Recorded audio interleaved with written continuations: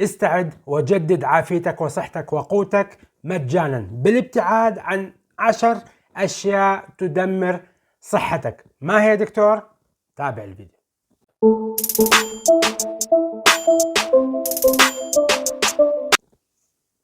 مرحبا متابع العزيز ومشاهد الجديد، معكم الدكتور فراس العلي، أحييكم أينما كنتم. وفي حلقة اليوم نتكلم عن 10 أشياء تدمر صحتك وجسمك ولا تساعدك على تجديد قوتك ونشاطك واستعادتك لهذه الصحة. خلينا نتكلم عن هذه 10 عادات أو 10 أشياء. طبعا كثير اخوان الكرام الآن يعانون من مشاكل صحية كثيرة، ومن كما أقولها دائما مضاعفات منتشرة كثيرة. فالكثير يسأل دكتور ما هو الحل؟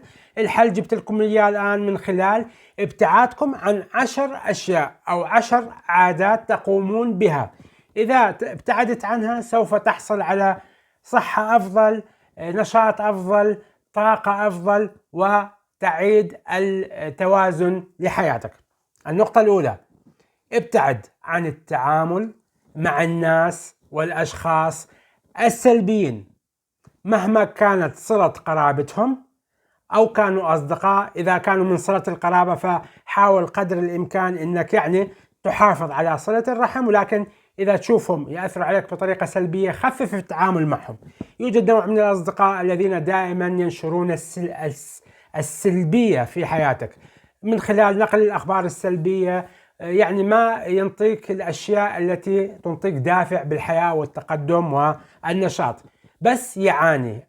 إذا صار معاه شيء جيد أو خبر مفرح ما يخبرك عنه، يخبرك بالأشياء السلبية. ابعد عنه وحاول قدر الإمكان أن تنسى هذا الشخص. أول نقطة. ثاني نقطة: ابتعد عن سماع الأخبار السلبية قدر الإمكان. أنا أتفهم أن الوضع الآن في كل العالم وفي منطقتنا العربية خاصة يوجد أخبار يومية سلبية جدا، ولكن أخي العزيز ابتعد قدر الإمكان عن الاستمرار أو الجلوس على الشاشات وتتبع جميع هذه الأخبار السلبية، لأن هذا يؤثر عليك وعلى صحتك ويؤدي إلى الناس السلبيين والأشخاص طبعا والأشخاص المحيطين بك السلبيين والأخبار السلبية. هذه الأمور كلها تؤدي إلى خفض المناعة عندك، إلى ضعف المناعة عندك. وإذا ضعفت المناعة إحنا عطينا المفتاح الذهبي لجسمنا للحصن الذي يحمي هذا الجسم وهو المناعة، ولذلك هذه النقطتين مهمات جدا. النقطة الثالثة هو عدم تغذيتك لروحك. الروح تحتاج إلى تغذية. هذه التغذية تتطلب إلى مو بس الجسم تأكل وتشرب، لا، وتدربه الروح أيضا، الطاقة الروحية. فإذا أثروا عليك النقطتين الأولى اللي هو الناس السلبيين والأخبار السلبية، حاول أن تشحن روحك بطاقة إيجابية. طب تقول لي شلون دكتور؟ عن طريق الصلاة، الأذكار، قراءة كتاب مفيد، الاسترخاء، عمل نشاط روحاني، عمل الخير. هذه الأمور كلها تساعد على تغذية الروح وتنطيك طاقة إيجابية. وقبل ما نبدأ النقطة الرابعة، يمكنك الاشتراك بالقناة وتفعيل الجرس ووضع اللايك الجميل لتشجيع هذا المحتوى الطبي الصادق الهادف، وأنا شاكر لكم. النقطة الرابعة: قلة شرب الماء. عدم شربك للمياه بكمية كافية، هذا يؤذي جسمك، هذا لا يساعدك على تجديد نشاطك، هذا يؤدي إلى مشاكل صحية كثيرة. فحاول أن تحصل على الكمية الكافية من المياه. تقول لي دكتور ما هي الكمية الكافية؟ تقريبا 30 ملي لتر لكل كيلوغرام. يعني تقريبا إذا وزنك كان 70 كيلو تقدر تقول من لتر ونص إلى لترين مي تشرب، هذا يكون كافي. إذا ما عندك مشاكل صحية، طبعا نحن نتكلم على الكلى وهاي الأمور كلها.